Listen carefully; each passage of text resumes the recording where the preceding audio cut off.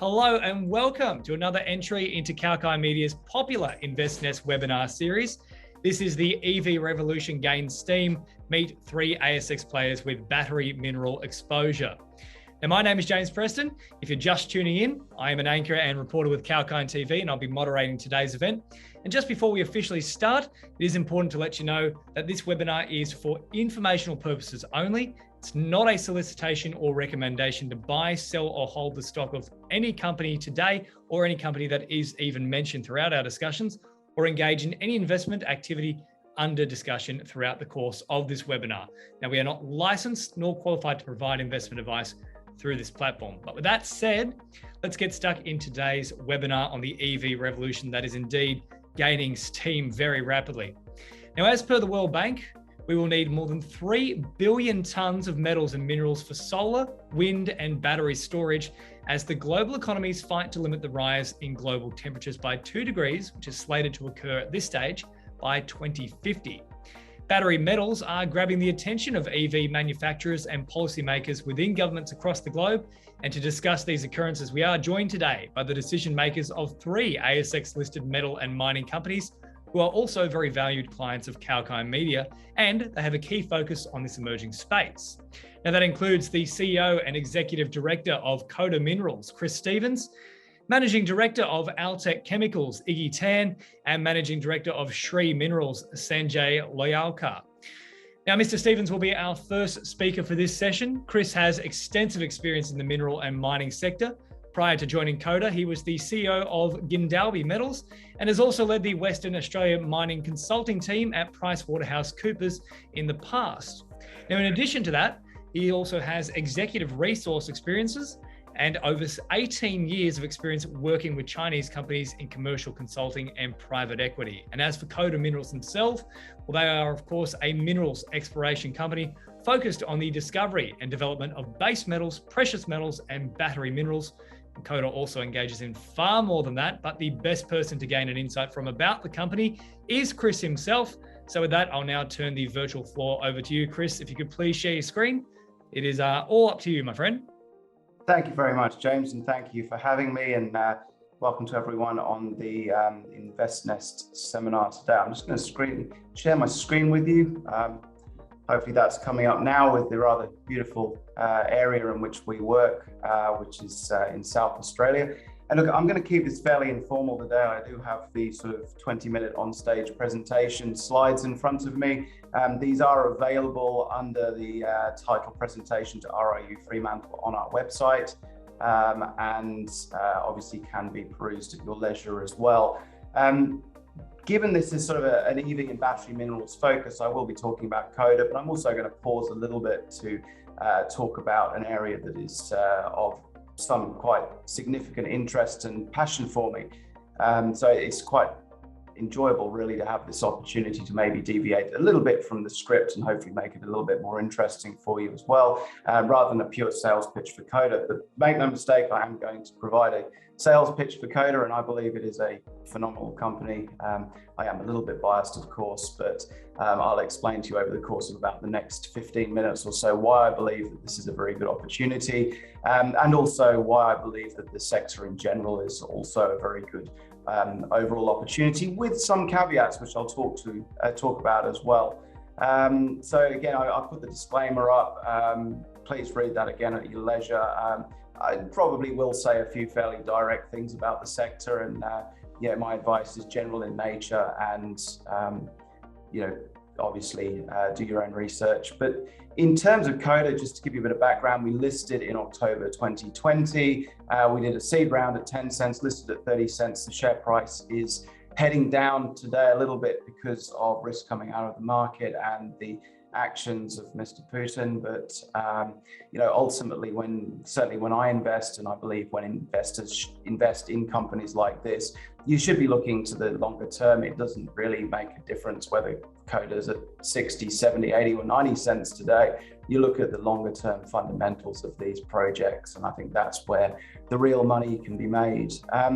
In terms of the key metrics for the company, we just delivered a maiden resource at our Emmy Bluff project, taking the total amount of copper contained copper equivalent across the tenure to over 1.1 million tonnes in JORC resources. There's a significant amount of exploration ongoing as well across two major forms of mineralization of the tenure. The first and probably most relevant to the EV and battery mineral space is the copper cobalt. We used to call it Zambian style, but unfortunately, people kept telling me that, the Zambia is a tricky place to work, and therefore, not to be surprised that we're undervalued. And I tried to explain to them it's just Zambian style in South Australia. So we've moved on to calling it sedimentary copper, which is the more geologically correct term anyway. It is a sedimentary copper cobalt mineralization. We have 1.1 million tonnes of contained copper equivalent. And I would point you towards research by Shaw and Partners, talking about valuation and peer comps. ASX tends to get very upset when companies start to do peer comp work within their own presentations. So I have to point you towards the independent research, which is no bad thing, because it's better looking at the independent research anyway. We're in tier 1 locations. We're 40 k's to the west of Carrapateena. We're 15 k's to the south of Oak Dam West. Make no mistake, this is some of the best exploration ground in Australia, if not the world. And South Australia is an absolutely spectacular place to be doing business. Out of everywhere in Australia, I would choose South Australia every day of the week. It is a truly good place to be exploring. We also have projects in Queensland, the Camera River project. It's in the same, or certainly close to, Carnaby Resources, which you've seen significant successes from recently, and also close to Hammer Metals. So it's a fantastic portfolio of assets. It's JORC indicated resources, over 1 million tonnes contained in JORC indicated. There is very strong exploration potential, and the exposure to both copper and cobalt is very attractive in my opinion. Just to talk to the company structure, board is around 18% of shareholders, so there's a lot of skin in the game here. The chairman is the third largest shareholder, and believe you me, he's very interested and very supportive, and again, has a lot of skin in the game. So again, this is no lifestyle company, I assure you. We have Sprott and Regal as substantials, and again, very supportive long-term shareholders. And I know everyone in the top 20. In fact, I speak to most people in the top 50 pretty regularly. So again, it's a company that I believe is well run in terms of its register. About 14 million in cash as at the end of the last quarterly. So we're in a very strong position right now, and a market capitalization between about 70 and 85 million, depending on the day and who Russia is invading on, world risk. It's a really painful thing. We have just made an offer to acquire Torrance Mining. Torrance Mining is the 30% holder of the Elizabeth Creek project. It's currently a joint venture. It's an absolute obvious thing to be doing. Putting together a project into consolidation of 100% ownership makes a lot of sense. Torrance Mining are people we've worked with for a long time, I think 4 years now. I know them extremely well, get on with them very well. Ultimately they know just how hard we work. They currently own about 30% of the project, but we have an option to go to take our position to 75 pretty much any time we want. And so they'd be coming in for just over 21% of Coda, which again, from a Torrens shareholder point of view, makes a lot of sense. You always get a minority discount for holding a minority share in a project. We are the operator of the project anyway. And again, for Torrens shareholders, this is, in my opinion, a materially more attractive outcome to raising money at a discount. And so we hope to put this together in the next month or so. Bidder and target statements will be released shortly, and we look forward to welcoming the Torrens shareholders into this structure. I've said it before, I'll keep saying it. We work really hard, and we're very passionate about what we do. So having Torrens into the Coda register and the Coda family, I think makes a lot of sense for everyone involved. And it should be very value accretive. It should have a market cap over $100 million when this completes. Given time constraints, I won't talk to the board too much, but again, these people have done it before. Every person on the left side of this slide has built and delivered billion-dollar projects. Keith Jones as well, chairman of Deloitte Australia until very recently, so the governance is on point. Kudzai, very experienced CFO, and again, Susan, Matt, very strong people. So it's a strong team. We work, we care, we're really pushing forwards. And you just have to look at the news flow over the last year or so to understand that. We have had a minimum of 2 rigs turning every day since we listed, and those drill rigs have delivered copper resources. So I've spoken to the Emmy Bluff resource, 43 million tons at 1.84% copper equivalent, for over 800,000 tons within Emmy Bluff, another 280,000 tons coming from our other 2 JORC indicated deposits. These are wildly undervalued, wildly undervalued. I'll explain why in a moment. There are 2 reasons for it. Actually, I'll explain why now as well. First is there's a lot of focus on the IOCG, which is also very valuable. This is the second form of mineralization that occurs on the tenure and is not yet in a JORC resource. Second reason is we have some work to do to prove we can mine it and process it. And that's an interesting seg into the next stage of what I want to talk about today, which is EVs. In terms of key priorities, how we fit into this space, we've delivered a resource, we're delivering a scoping study, which I believe will be a major re-rate opportunity for the company as people start to understand that we can mine and process this, and we can deliver those details in a JORC compliant manner. We are continuing to explore a massive IOCG system, 15 k's to the south of Oakdam West. And so far the drills results have been delivering. So we're in a really good situation there. Frankly, as a CEO of a company, I couldn't be happier because we have a genuine and large pipeline of new opportunities on top of very strong fundamentals. So we're about 9 minutes into the talk. I'm going to sort of pivot a little bit to talk about copper and EVs because ultimately this is an EV space. So we fit into it because of the supply of copper and cobalt in a very low sovereign risk jurisdiction. I'm not sure it really can get much lower sovereign risk than South Australia. It is a fantastic place to work. Now, I have an admission to make. I am exploration company CEO, and I'm also very passionate about renewable energy.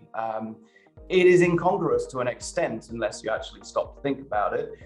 Your average greenie, for want of a better word, your average person that believes very passionately in the space, possibly, I'd say it doesn't look like me, but the beard might be a giveaway. But in reality, you don't see that space being something that people in the exploration industry are passionate about. And I don't understand that, because the only way that this works, the only way we see low carbon energy future is if we are able to deliver the minerals and to deliver them in a carbon neutral or carbon, at least low carbon manner, and to deliver them from areas which are of low sovereign risk and have high ethical standards of safety. And so where is this coming from? Because you can't build an EV, you can't build a energy transmission system, you can't build a wind turbine, you can't build a solar panel without the minerals that go into that. It's just not possible. You can't recycle them. There aren't enough in the world. And so this space needs people who are passionate. It needs investors who understand that and are here for the long term. You want to play the volatility, go ahead, fine. That's not my game. My game is here for the long term, and it's about producing these minerals in a sustainable, to the extent you can, in a low carbon future. Now, South Australia has released its plan to be net zero by the 2030s, which means when this is mined, and I believe it will be mined one day, it will be mined using renewable power. We are looking at underground electric vehicles already within our mining study. Why does this matter? Well, copper in particular, I think sometimes is a bit overblown. 55% of copper really goes into cabling buildings and infrastructure. And the future of areas, China, India, the African continent, with huge urbanization, with increase in living standards, a larger middle class, will inevitably lead to greater copper consumption there. But also an EV uses 4 times as much copper as a standard internal combustion engine vehicle. And so that would be fine if the supply of copper was highly elastic. Highly elastic means you can find more of it, it's easier to get, you can get to it. And you simply can't. And this is the problem with copper. If you want the copper to go into these items, to everything from wind turbine to an EV, you need to have the access to the copper. But right now, you look at the Australian copper market, there are only 4 producers outside of the majors producing copper. The pipeline behind that are challenging high-cost projects. And so the future is going to be very supply constrained. Iron ore, lithium, these are items with very, very elastic supply curves in the long term. But as we're seeing with lithium, we're seeing major crunches in that supply curve. So we're seeing short and medium term spikes. Copper, in my opinion, only has one direction, which is massive supply constraints, together with the very obvious constraints of demand, or the increase in demand from EVs. So I'm running out of time. I could talk to this for hours. I'm an EV driver myself. I believe that they are the future. If you haven't driven one, don't judge until you do, because they're fantastic. It actually changes your commute and your life. It's amazing, one pedal driving and having a full tank every morning when you get up. Whether you like them or not, whether you're wedded to your V8 or not, this is coming and this is happening. And yes, EV demand for copper is around 1%. At the moment. Who cares? It's not a big part of copper demand, but it's forecast by the tail end of this decade to go close to 10% of demand. That would be fine if there was plenty of copper around, but there isn't. So with the last sort of 2 or 3 minutes, I'm going to race through a couple of slides and just explain where our copper is coming from. The first is at Emmy Bluff Deeps. I won't talk to the technical side in detail. Again, there are many videos online of me doing so. I'll point you towards Coda's YouTube channel, Coda's Twitter, as I say, you're always welcome to email info@codaminerals.com. I respond to every message myself. But ultimately, we started with some very deep, very, very attractive high-grade hits in a major system. And you can see here that this is expanding rapidly. And I mean very rapidly, given the fact it takes about a month to drill each one of these holes.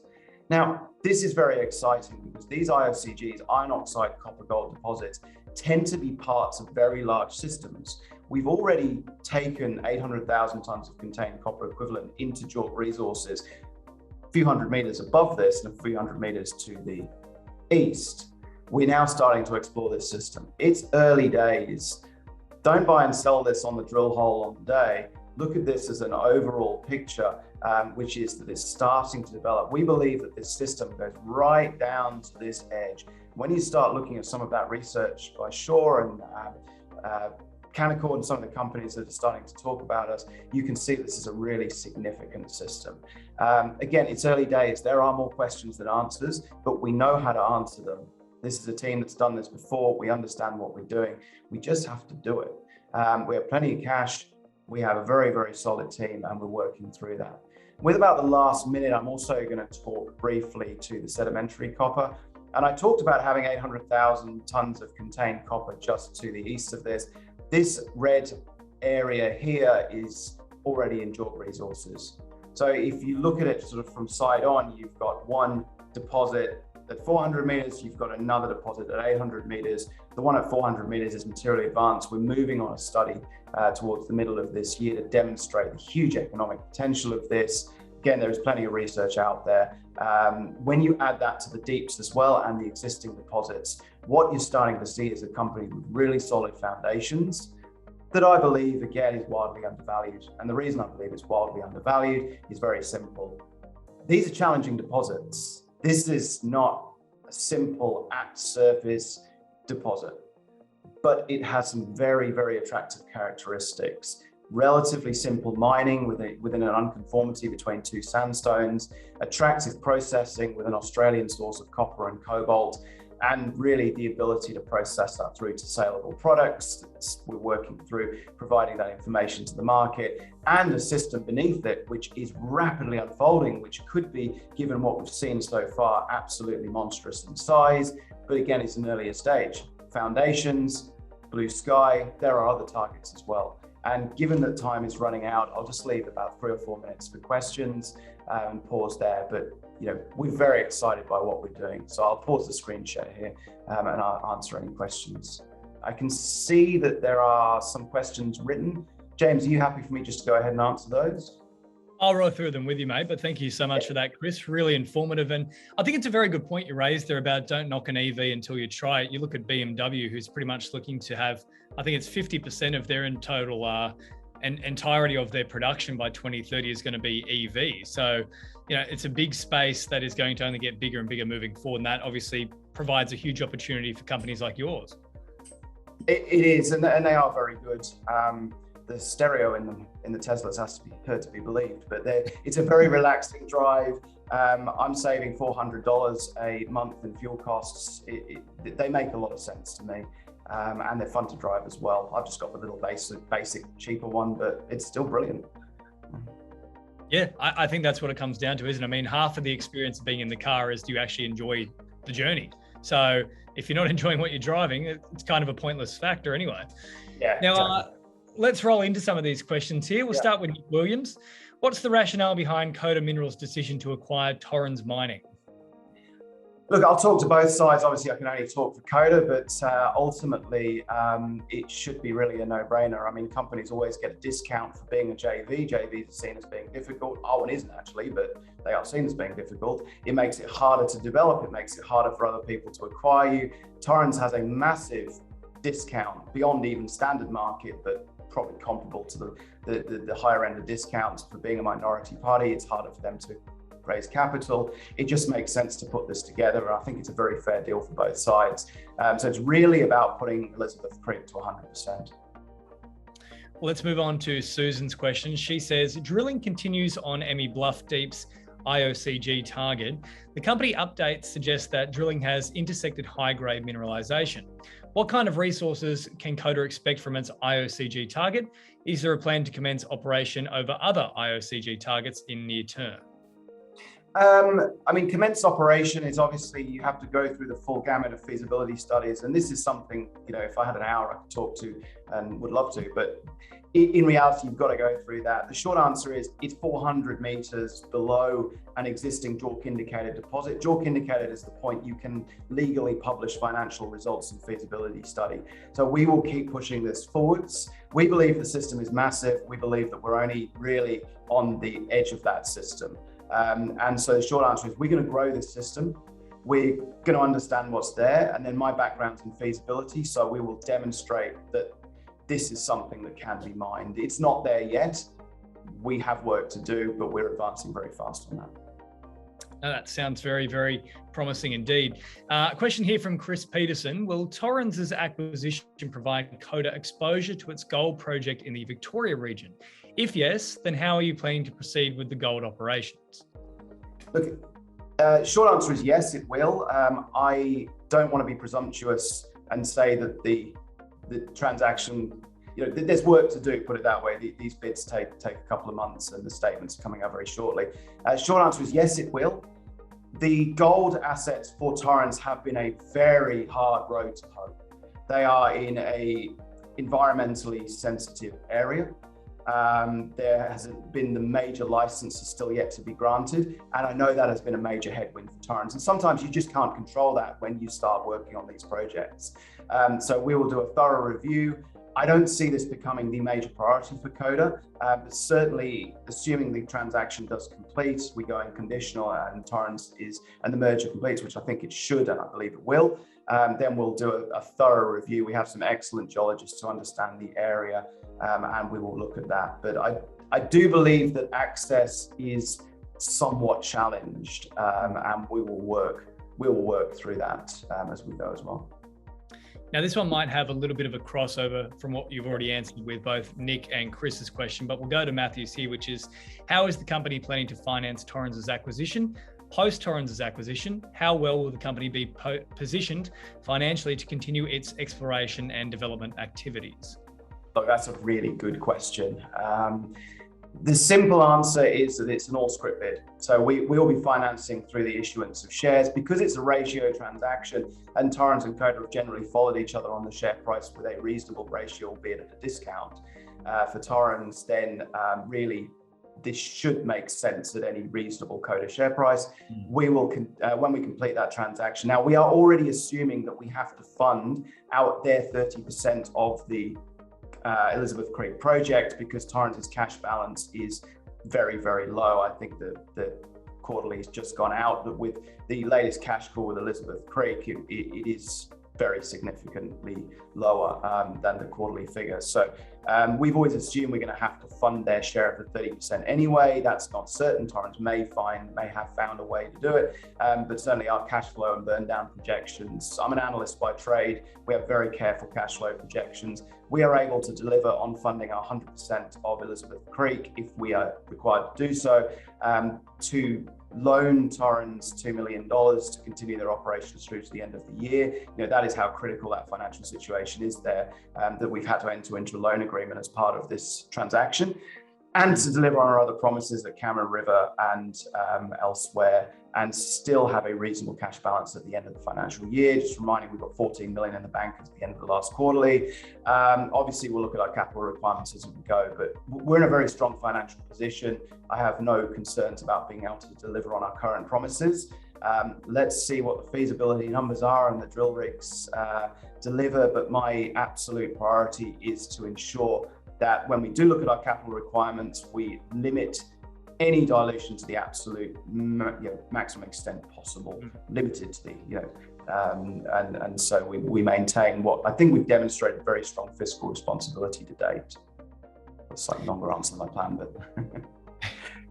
No, completely okay. And look, Chris, final question for you. I know you do have to head off pretty soon. We'll go with Timothy here, who says, how is Coda planning to commercially exploit the deposit found at Emmy Bluff deposit on the Elizabeth project? Yeah, these are really good questions. That's probably one of the most important questions that could be asked. How is Coda going to make money for shareholders? How do we drive shareholder value from this? And there are really two obvious commercial outcomes here. The first is that we go through and eventually mine it. The second is that we take it to a point where it is a very attractive target for a miner. And I will say Coda is not a company. Coda has very experienced miners on the board. It is not a company that necessarily would look to that as its first priority. The one thing I always say, and it's really important to understand, there are companies that sit there and say, nah, we'll never mine it. It doesn't matter. They cut corners. They don't do the right things. It drives poor behaviors, and that will never happen at Coda. We will always work with the absolute best intentions and the highest quality and the rigor of the studies, of the work that goes in. If a study is poorly executed, it doesn't matter how well you build it, it will be a disaster. If a study is extremely well executed, you've got leeway later on. So we will always run this like we're going to own it until the day that we rehab it. And that will drive the right behaviors. If that doesn't happen and opportunities come along the way, then we will look at those opportunities on their merits. And I think that's the best way that I can put it, is you've got to drive the right behaviors, because I see too many times companies get lazy and they just make assumptions and then they end up in real trouble 2 years later. So yeah, the work continues, put it that way. Well, Chris, I think any potential investors who are involved today would be quite excited hearing what is in the pipeline for Coda, and also just hearing you exhibit the passion and the integrity that you're talking about with your processes too. That would be very much, I think, warming them up in terms of if they're trying to get a little bit more involved with the company. Just before I let you go, I know you do have to head off. What are the final thoughts you'd like to leave with our attendees today for this webinar? Look, I think just to do a 1-minute summary, the EV space and the battery mineral space is fundamentally critical to the future of a low carbon economy. Whatever your politics are, I think it is incontrovertible that we are moving towards that space. And so we will need the minerals to supply that. When you look at companies, look at obviously the quality of the board, look at the pace of work, look at the fiscal responsibility, capital conservation within the company and how they work, and also look at the fundamentals of the underlying commodities. Copper has a very, very challenging supply curve and a very strong future demand curve. And again, with JORC indicated deposits, we believe we're in probably the best place in the world to be exploring. And we believe that we have a very strong foundation for that, with phenomenal blue sky upside. Every day is a roller coaster of emotions here as exploration results come in, and that's part of the joy of this. So again, we think we're in a very good position, both solid fundamentals and also very, very strong exploration upside as well. So I hope you look at copper, look at Coda if you are looking at copper and cobalt. Well, Chris, thank you so much for your time today. It's been fantastic to hear your insights, and thank you so much for answering all those questions as well. Thank you very much. Thanks. Well, that is Chris Stevens, of course, the Managing Director there for Coda Minerals. And if you didn't get your question answered just then, and you do have one that's maybe coming to you a little bit later, you can still get it answered moving forward. All you have to do is send us an email, info@kalkinemedia.com, and we'll make sure that reaches Chris. Well, let's now move on to our second guest speaker. It is the Managing Director of Altech Chemicals, Iggy Tan. Iggy has more than 3 decades of experience in the chemical and mining industry, and he's been associated with Altech since 2014 and looks after the company's strategic business objectives, which includes commercializing the high-purity alumina. In his extensive career, Mr. Tan has contributed to several organisations at key positions and at directorship levels. He has several significant achievements in capital raisings, construction, funding, startups, and operations. So certainly a very well-credentialed expert in this field. Now, Altex Chemicals is a specialty alumina technology and production company that is working to construct a battery material coating plant in Saxony, Germany. And recently, the R&D team cracked the silicon barrier and successfully produced and tested a series of lithium-ion battery anode materials that have a 30% higher retention capacity compared to conventional lithium-ion battery anode materials. Now, there is a lot there to unpack and deconstruct. Certainly, it's not something that I can do myself. That means I need to throw it over to none other than Mr. Iggy Tan. Iggy, thank you so much for being here with us today. The virtual floor is yours. Hi, James. Thank you for your time. Before I start my presentation, I'd just like to show a short video which really gives a good summary of what we're doing with the silicon graphite anodes. So I'll hand it over to your team. Lithium-ion battery update. An Australian company has finally cracked the silicon code and produced lithium-ion batteries with 30% higher energy capacity. The company has utilized its game-changing alumina coating technology that successfully incorporates silicon into the graphite anode of lithium-ion batteries. The result is a 30% higher energy battery with improved cyclability or battery life. This next generation lithium-ion battery technology is destined for the electric vehicle industry. Tesla has announced that the required step change to increase lithium-ion battery energy density and reduce cost is more silicon in battery anodes. For this to be achieved, high energy capacity silicon needs to be introduced into anode chemistry. Silicon has 10 times the energy capacity compared to graphite. In the words of Elon Musk, this is the most promising anode material. However, metallurgical silicon is unable to be used in commercial lithium-ion batteries today due to 2 major technological barriers. Silicon expands up to 300% in volume during battery operation, causing swelling, fracturing, and battery failure. The second challenge is that silicon deactivates up to 50% of the lithium ions in a battery. Called first cycle loss, lithium ions are rendered inactive by the silicon, immediately reducing battery performance and life. Industry has been in a race to crack the silicon code. But Australia appears to be at the forefront of the race. This innovative Australian company's game-changing technology delivers alumina-coated silicon particles, which resolves both the swelling and first cycle loss capacity problems. A 30% higher energy capacity battery will mean significant cost benefits to the battery and electric vehicle industry around the world. Phase 2 of research and development work will see the company strive beyond the 30% energy increase. The company has already commenced a pre-feasibility study for a construction of a 10,000 tonne per annum battery materials plant in Saxony, Germany, to service the burgeoning European lithium-ion battery market. And that's the lithium-ion battery update. Hey, thank you. So if I can just share my screen for the presentation. Thank you. So Altech is an Australian company. We're listed on the ASX as well as the Frankfurt Stock Exchange. And as it mentioned in the video, the future of lithium-ion batteries resolves around silicon being incorporated in the anode side. Silicon has 10 times the capacity of graphite, so 3,579 milliamps per hour per gram, compared to graphite at 372 milliamps per hour per gram.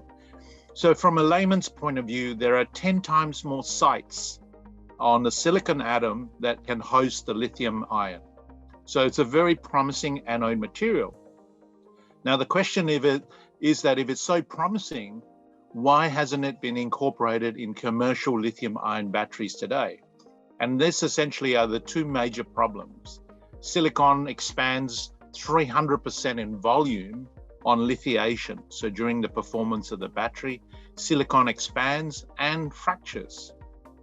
The second major problem is that it has about a 50% first cycle loss. Essentially, it grabs 50% of the lithium in the battery and makes it inactive on its first cycle. So these are the two major problems. And the third problem being that it has a higher fade during the life of the battery. We have a solution for this, and there's a lot of research that's been done around the world that shows high purity alumina coating around the silicon and graphite tends to resolve this problem. So what we do is we take an anode particle or a silicon particle, we coat it with an alumina precursor, and then we calcine it in situ, and we make a 2 nanometer layer of alumina around the silicon. And that seems to resolve the expansion and deformation process, as well as the first cycle loss.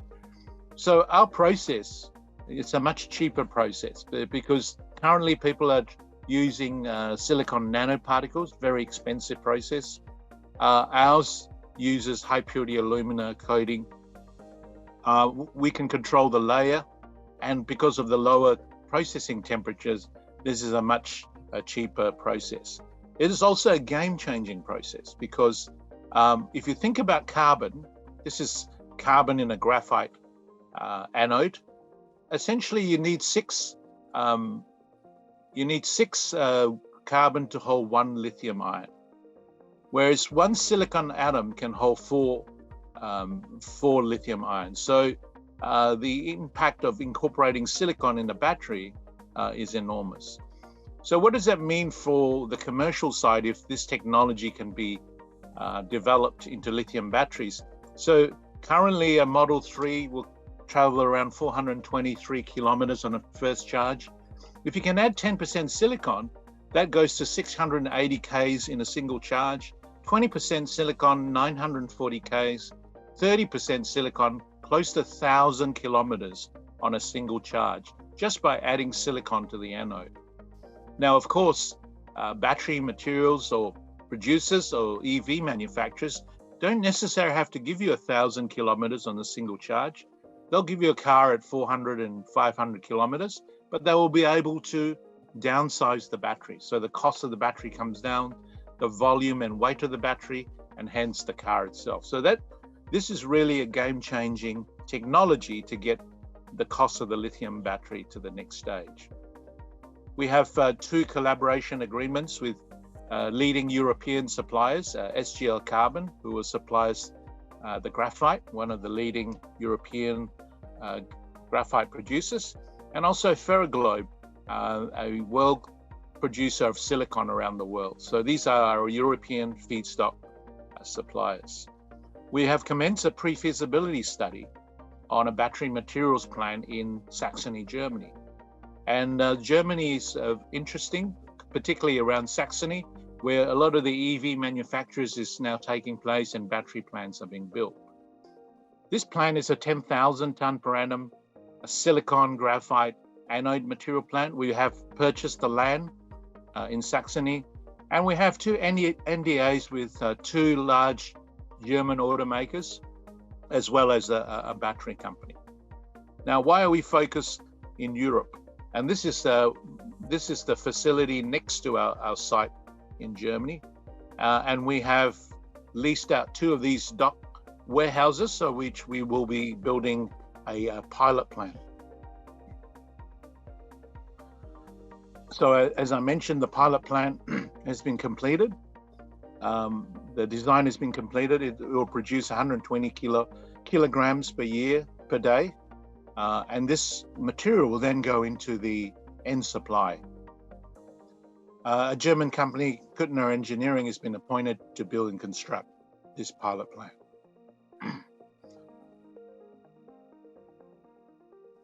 This is what the pilot plan looks like.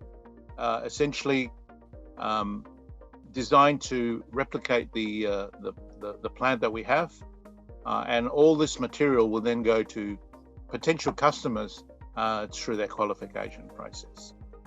The product that we will produce is a silicon graphite anode material, which we call alumina anodes. And essentially it's silicon coated with alumina and graphite coated with alumina. So why are we focused on Europe? And I think our previous speaker talked about electric vehicles.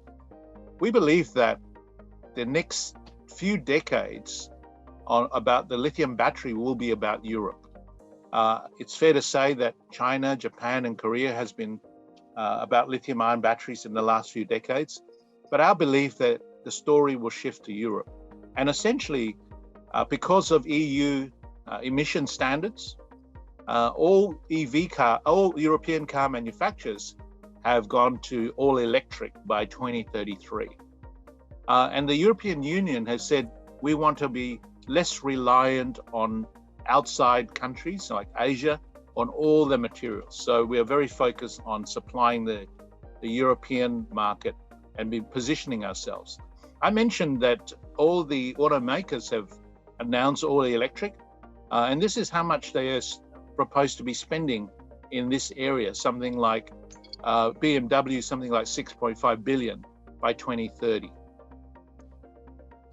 Also, if you look at how much battery production has been planned for Europe, some 600 gigawatts of battery production have been planned for Europe. Companies like CATL, BYD, Tesla, Northvolt are essentially building these battery plants to cope. And if you look at the graphite demand, something like 600,000 tons per annum of graphite needs to be sourced and supplied into this European market. So essentially, a very exciting story with new technology that will allow us to get silicon in the lithium battery, which essentially will be a game changer for the industry itself. Thank you, James. Iggy, thank you so much for that presentation. Short and sweet, but very informative, that is for sure. And we do have a fair few questions coming through, and let's get stuck into those nice and quick here as well. So we'll start with Sandra, who wants to know, has there been any timeline set to complete the construction of the battery material coating plant and proceed towards production? Yeah, well, we're moving as fast as we can. Obviously, we have purchased the land, we've completed the pilot plant design, and we've appointed the engineering company. Obviously, that's our priority, and we'll get it built and commissioned as quick as we can. It's very difficult to set timelines in a COVID environment, so it becomes meaningless in the end. What the most important thing is that we are 100% committed to get this pilot plant up and running as quick as we can. Absolutely. Question here as well from Rob, who says, Altech's breakthrough in battery material coating technology is outstanding. So big tick for you there, Iggy. Increase of 30% in energy capacity is revolutionizing, and you are going for even more. Could you tell us more about the technology and how much more it will cost than a conventional lithium-ion battery? Yeah, I think I mentioned that in my presentation. Essentially, if you can add 30% of silicon, you virtually increase the energy density of a battery threefold. So you can then see that the cost reduction is that sort of multiple. So it is essentially a game-changing technology that will change the landscape of lithium-ion batteries. Another question here from Nick as well, who says, Team Altech, great going already in 2022. We've seen so many developments on the project's end, right from trademark to pilot plant design completion. How do you see the next 12 months shaping up? Yeah, so the next 12 months is really getting the pre-feasibility study completed. We're very close to completion. We just want further test work in our research laboratories. We've acquired the land. We've now designed the pilot plan. Our focus is to get both the pilot plan and the pre-feasibility study right out of the way. I mentioned the two NDAs with German automakers. We hopefully be able to progress maybe an offtake or some sort of collaboration, and that's sort of where our goal is. Question here from Leslie, who says, how well is the company now positioned financially after the recent capital raising to carry out its development operations over the project? Yeah, we're well financed. We've got about 10 million in the bank to finance the pilot plant. We have options that are in the money that should come in by the end of May, another 14 million. So we're well positioned to fund all the developments. And the pilot plant itself, Iggy, I mean, how much of a game changer do you think this is going to be for the company?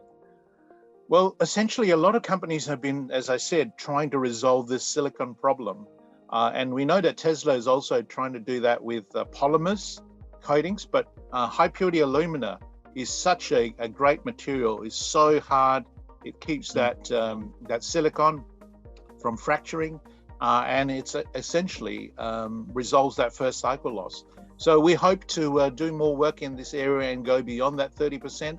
And our plant in Germany should be able to cater for all sorts of increased levels of silicon.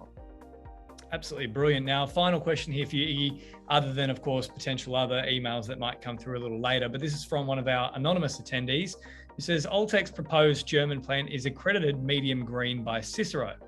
It looks like Altech is making all the right moves to cut the emissions significantly. What other initiatives are you taking to make the project greener? Yeah, so the project itself in Germany, essentially, because if you're adding silicon to a lithium battery and increasing the energy density, you're essentially making that lithium battery greener, because it can be half the size or half the weight to produce the same energy. Also on the plant itself, all our energy source will be from renewable source. And we've designed the plant that we don't use any natural gas. We just use pure renewable energy, electricity, essentially. And Iggy, just before we wrap up with your questions here, one final one from myself. Is there any strategic partnerships that you're sort of chasing over the next 12 months, 2 years to really take full advantage of this technology that you're developing? Yeah, as I mentioned, we have NDAs with two large German automakers. We want to be able to translate that into some sort of offtake and some sort of collaborative agreement rather than an NDA. So that's our focus for the next year. Brilliant. Well, Iggy, thank you so much for your time and for answering all those questions. Thank you, James. Wonderful. Now we'll get your final thoughts after our final speaker here, and that is, of course, last but not least, Sanjay Loyalka. So we are very much enjoying all the insight that we're getting today from our various presenters, and of course, we haven't saved the best for last. We've got all of our fantastic people here today who are providing really good insights into this space, but we do have to finish somewhere, and that is, of course, with the Managing Director of Shree Minerals. Now, Sanjay is the founder and chairman of Shree Minerals. He's a seasoned professional with extensive experience in various functional roles, including as the Chief Executive Officer, General Manager, and also as a critical corporate finance experienced person in manufacturing with logistics and mining and also metals domains.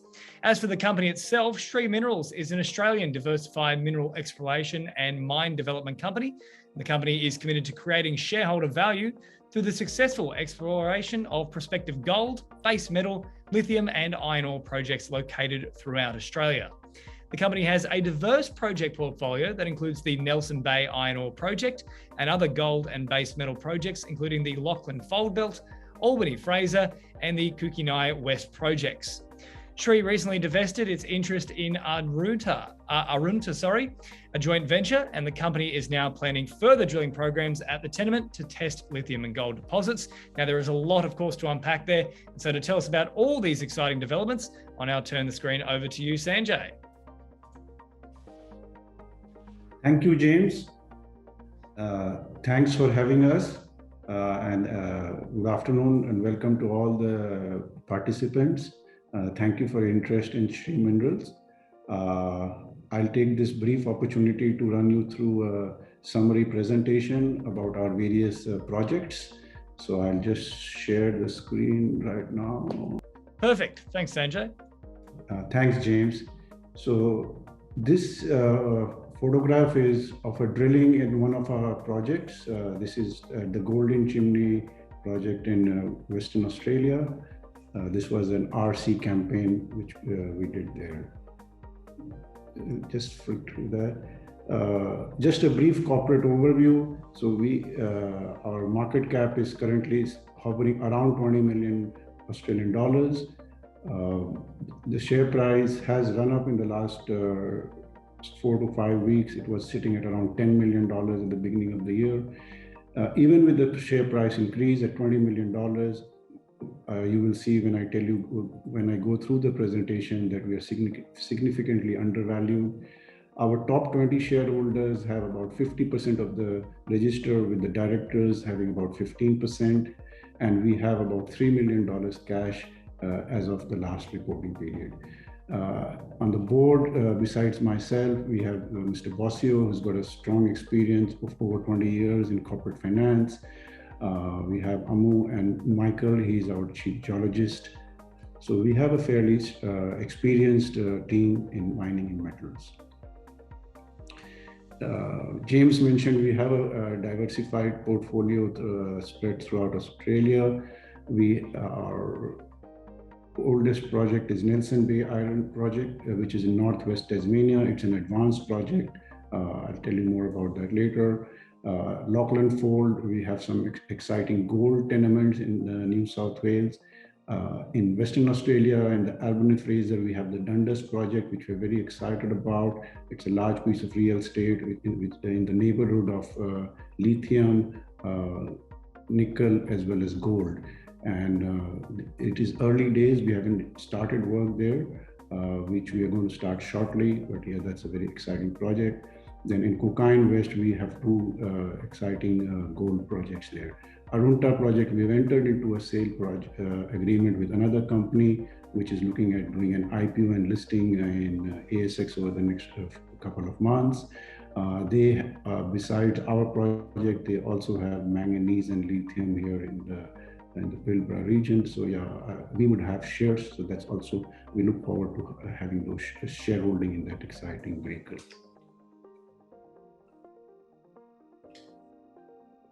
Nelson Bay Iron Ore Project, it's in northwest Tasmania.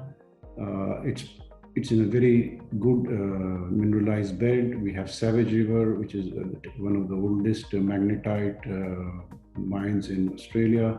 It produces blast furnace pellets.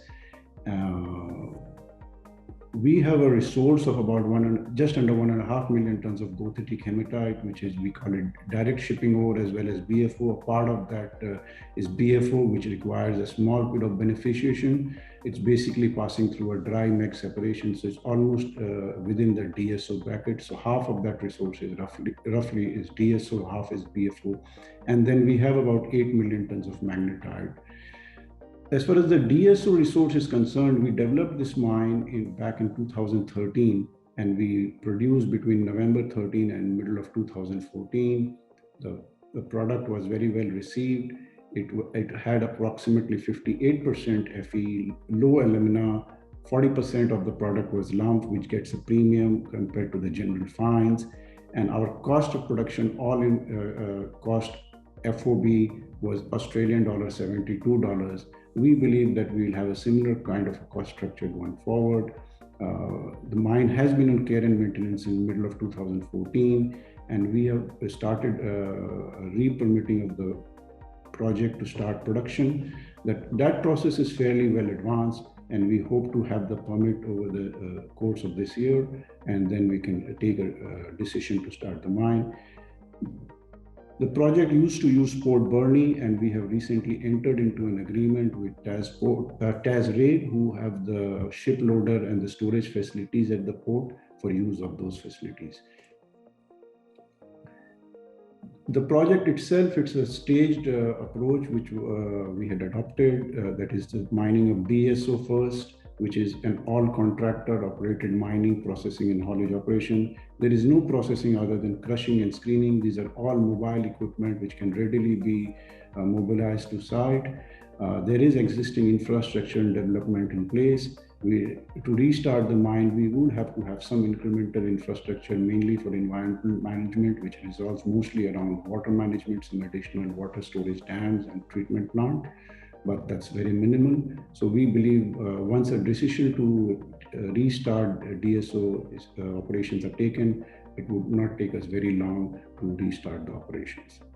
Once the DSO ore is exhausted, we would go to the BFO, which, as I mentioned, would require an additional processing, which is passing through a dry magnetic drum, and the test work has indicated that that would bring it up to the product, which is very similar to what the DSO product is.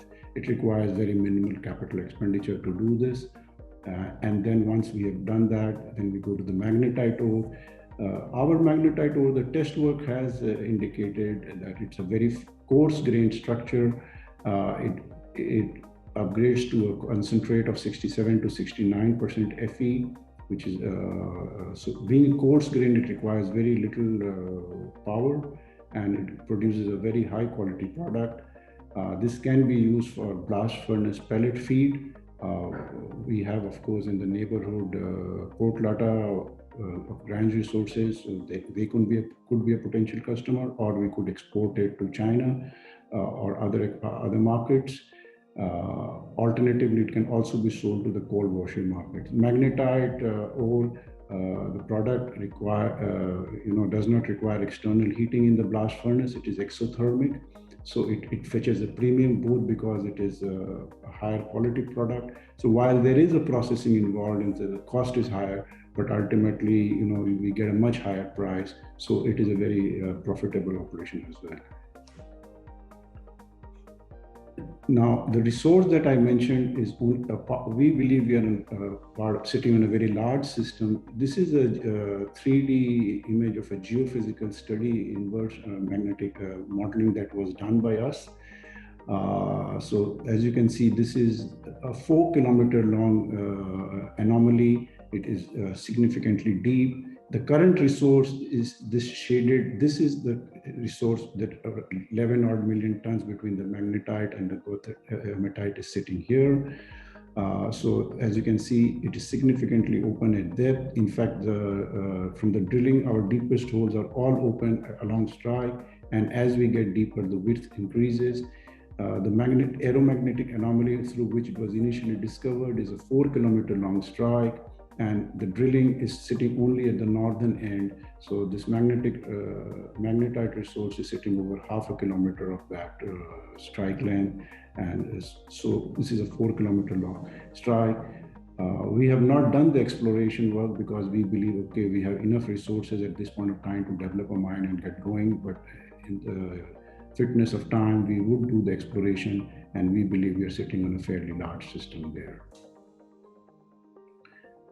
Moving on to our Dundas project in Western Australia. Dundas is in the Albany-Fraser Oregon belt.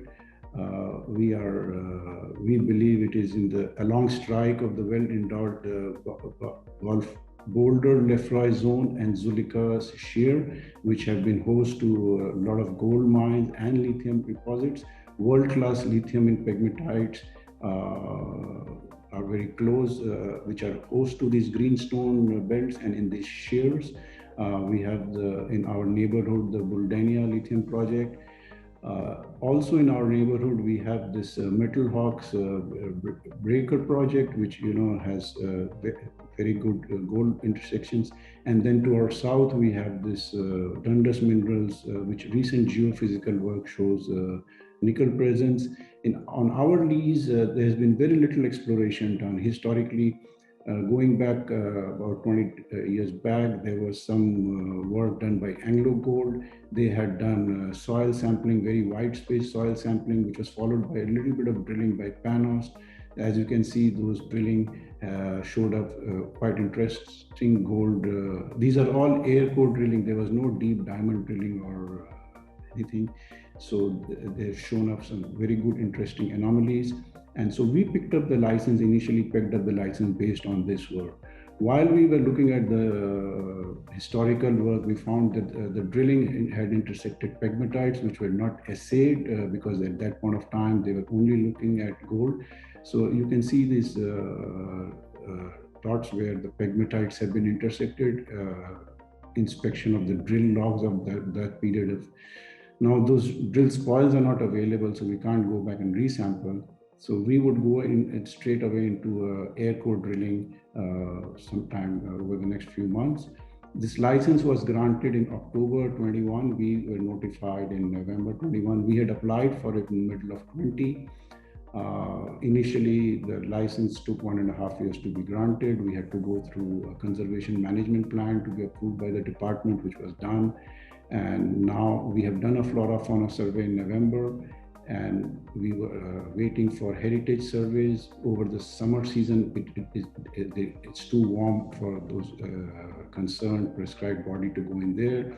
In autumn, they will start the surveys in that region.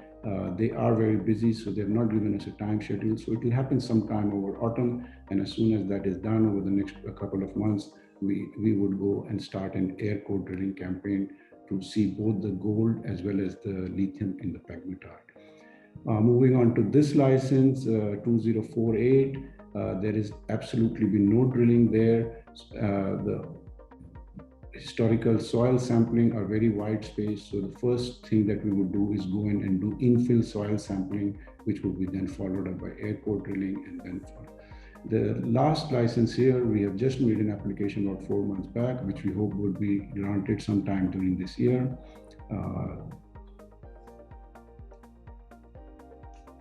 As you can see, this is a cross section of one of the historical drilling, which shows the logged pegmatite zones. This is where the gold, which was assayed, this was not assayed. So they're fairly broad zones of pegmatites, which have not been assayed. This is just one of the cross sections. So we have on several cross sections, we have found the pegmatites are present. So the planned work, as I've already mentioned, the flora fauna surveys have been completed. Heritage surveys are planned for autumn, which will be then filled up by infill auger work on 2048 and air core drilling here in 2046. Lachlan Fold, this is another exciting opportunity that we have in New South Wales. These licenses were also all picked up last year. We have gone through the initial stages of doing the landholder access agreements, and we have done the soil sampling work. This picture here shows the IP anomalies and the soil sampling work. We have planned a drilling campaign, which is expected to start shortly. This just shows the historical work there at Lachlan Fold, where the drilling had intersected. So we are going to do drilling there. Lachlan Fold, we believe it is a IRGS style mineralizations, and so the drilling has been very shallow. We will also initially do shallow drilling just to test the soil anomalies, and then we will follow it up with deeper drilling to test the concept. Another license which we have recently picked up in Lachlan Fold is Oak Hill tenement, which was granted only last month. It is adjacent to a license here, which has got proven gold resources, 150,000 ounces at Stony Park and Emmy Park. As you can see, our license, this magnetic anomaly strikes into our features, as well as if you can see the soil sample anomalies, they strike into our features. So we will, as soon as we can get all the landholder access agreements and the initial approvals in place, which should happen fairly quickly, we would go and do initially a soil sampling program, because these are all wide space soils, and then we will decide the next steps. Moving across in Western Australia, near Leonora, we have this Kalkine West project consisting of 2 tenements, Golden Chimney and Ulysses. They are just south of the Ulysses project of Genesis.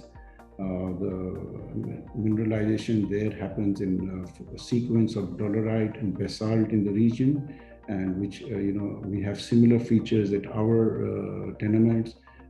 They are underexplored, and we would follow up with appropriate exploration there. Arunta project, which I mentioned, we have entered into an agreement with Metal Groves Mining, which they are looking at doing an IPO and listing on the ASX. The Arunta project that we have, it's a joint venture. We own currently around 80% of the project. Edwards Creek, it's a gold it's a copper prospect. The historical drilling had intersected about 2% copper. It's just next to the Johnny's Reward gold prospect. Then we have Bruce Gold project. The Bruce project, there are multiple quartz veins which have, and rock chip sampling. There have been no drilling there. The rock chip sampling has shown up to 53 grams per ton of gold and 1.7 copper. So yeah, that's and also there are numerous historic working on pegmatites, which are prospective for lithium and rare earths.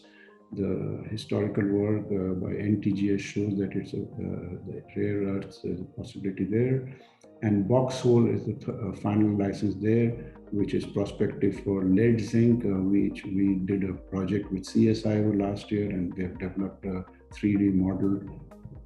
So yeah, that's in summary about us. I just wanted to keep it very brief to give you an overview. As you can see, we have a very diversified portfolio of various minerals, iron ore, gold, lithium, and we are at very early stages. And so we believe we are in cusp of a very exciting times in the course of this year and next year as we embark on various works. So switch over to James for any question answers. Sanjay, thank you very much for going through that. There's certainly a lot of information to cover, and yeah, plenty of drilling going on for you guys, and also quite exciting that there are still some projects that you haven't even begun at, which just means that things could go to the next level as well, doesn't it? Yeah, that's right. Wonderful stuff. Now I'll just get you to stop sharing that screen for me if you can, so we can get you nice and big on the little video part there. And there we go, perfect. All right, so we do have a few questions that have come through. Sanjay, we'll start with John, who says, with minerals exploration and mining companies extending their presence in the battery mineral space, what is Shree Minerals' strategy for these critical minerals? Well, we are a mineral explorer and a developer. At the board level, we have experience of developing and operating mines as well as exploration. So we have a diversified suite of minerals in our portfolio, which and as far as the battery metals are concerned, I think they're all relevant. We have in the Dundas project lithium and nickel. It's an underexplored province in a world-class area. Those shears, the Loyalka shear and the Belfry boulder shears in greenstones, they are host to these pegmatites and to lithium as well as gold. So I think we are. While it is early days, we haven't started work at that project, but we are very excited, and I think the blue sky potential is very high there. Absolutely. A question here as well from Henry J. We've got two Henrys asking questions at the moment. Henry J, though, says, how soon can we expect the resumption of mining activities at the Nelson Bay River Iron Project? We are fairly advanced on the re-permitting process. We had started that process in end of 2018. So it had gone through a couple of years. EPA went through a very cautious approach, and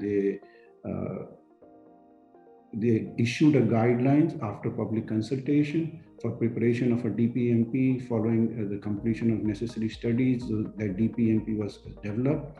It went through a few iterations, and once the regulator was happy with it, they have advertised it for public comment, which period has just ended.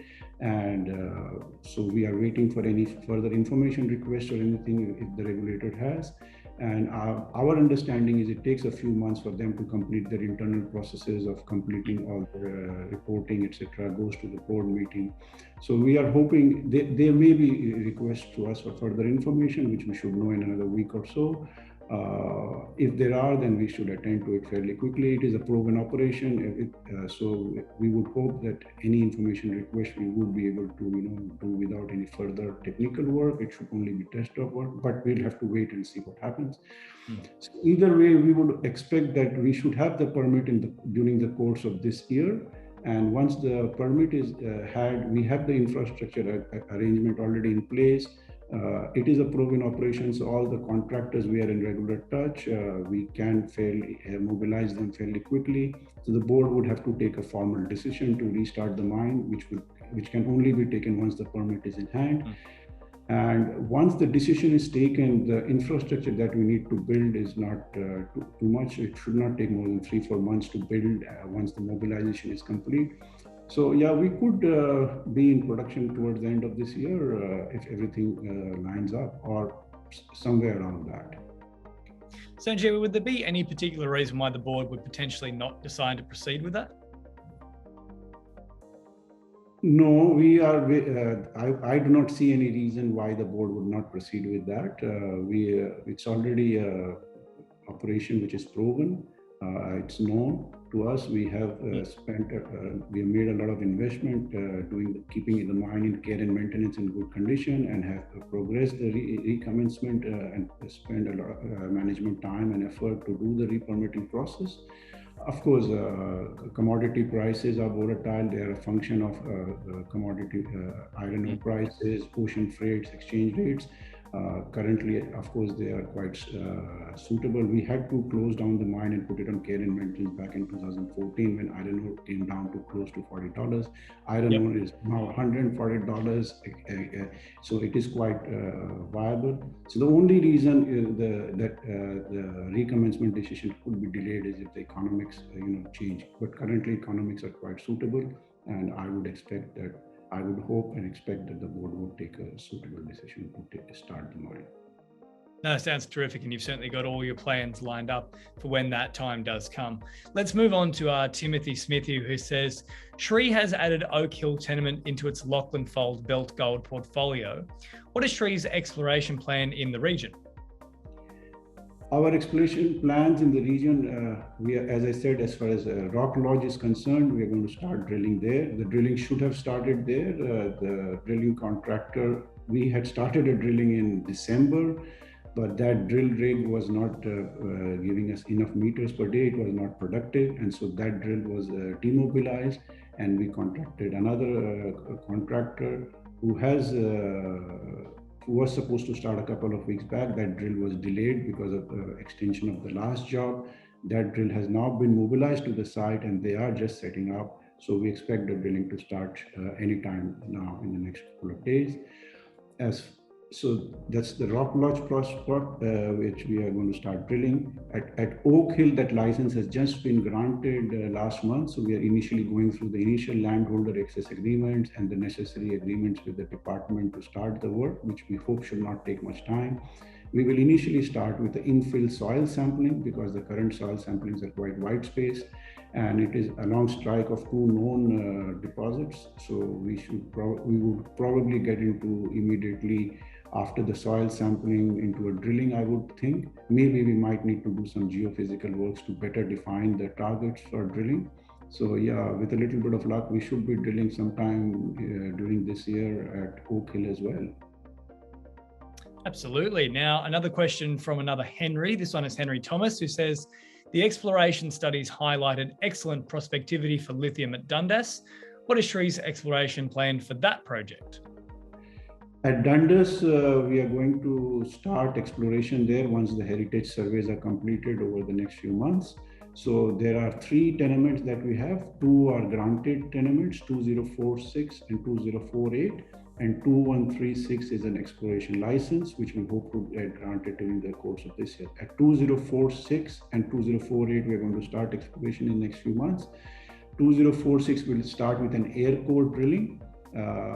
This is along strike of the previous drilling where they had intersected gold and pegmatite. So once we have those drilling done, we will be able to sample for those lithiums and take it forward there. In 2048, there has been no drilling. There's been some soil sampling, which are very wide space. There are about 5 kilometer slices. So we're going to do some infill soil sampling via auger sampling over the next few months. And then once we can define the anomalies better, then we will follow it up with appropriate drilling. Absolutely brilliant. Now, final question for you, Sanjay, before we then get your final thoughts along with Iggy's. This is from one of our anonymous attendees today who asks, what is your long-term strategy around lithium, considering good demand outlook coming in from battery manufacturers? As a mineral explorer, we are at very early stages. We would hope to be successful in finding a deposit. We are in a very good underexplored region, which is prospective for the mineral. So we would look for discovering and having an exploration success at our current tenement. And we also have a very active business development program. As you can see, the company has been successful in the last 1.5 years in building up this portfolio of this in highly prospective areas in the Lachlan Fold and in Western Australia. All these leases were pegged in the last 1.5 years. So we'll continue our exercise of business development of identifying further opportunities and pegging more ground, as well as looking for more advanced opportunities, to try, because we believe we have the strength, the technical knowledge to advance both exploration and develop. So we would be very aggressively pursuing that business development along with exploration using all the modern techniques to find in our existing tenements. Look, I can tell you now, Sanjay, every single question you've certainly got an answer for. There is definitely a plan about what you're doing with Shree Minerals. So it all sounds fantastic. Just before I let you go and also turn it over to Iggy, we'll get your final thoughts from both of you on being involved today and also what you'd like our attendees and your potential investors to walk away with. Sanjay, we'll start with you, given we've just had that question and answer period there.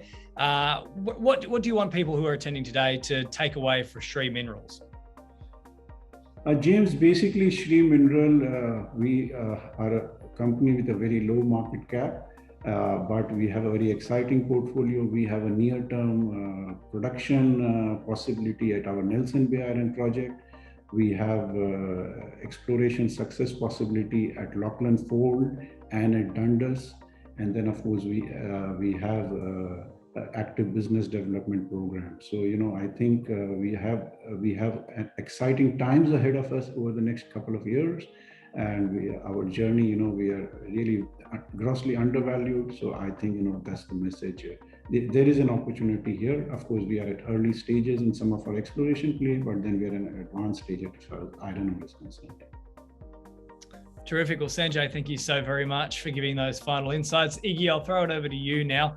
What would you like people who are attending today and potential investors as well to take away from your presentation today and also your general thoughts on getting involved with this webinar? Thank you, James, for organising the webinar. And the main message is for shareholders to join us as shareholders on this very exciting journey. Game-changing technology where we coat silicon and graphite with high-purity alumina, and in the process make higher and higher energy density. So we are now moving into the commercial part of the operation where we've got a pre-feasibility study and also getting the product to the market. So very exciting, game-changing technology. Wonderful. Well, Iggy, Sanjay, thank you so much. And also for Chris earlier, been a pleasure to have you all involved today. And of course, ladies and gentlemen, if you didn't get a question answered today, or maybe you've thought of one late, you can still get them answered from all of our experts. Just give us an email, info@kalkinemedia.com. And that is the easiest way that we can get in touch with our experts, and we'll pass on your question, make sure that we can get a nice little response back. But one final time, thank you very much for getting involved. If you have attended today, Iggy, thank you very much. And Sanjay, thank you very much. Hey guys, take care. Thank you. Well, that is a wrap for this edition of our InvestNest webinar. Hope you enjoyed it. And of course, just a final reminder, if you do have one of those questions that you haven't got answered yet, maybe you've thought of it late, info@kalkinemedia. But that is all for now. My name is James Preston. Hope you enjoyed the webinar, and we'll catch you next time.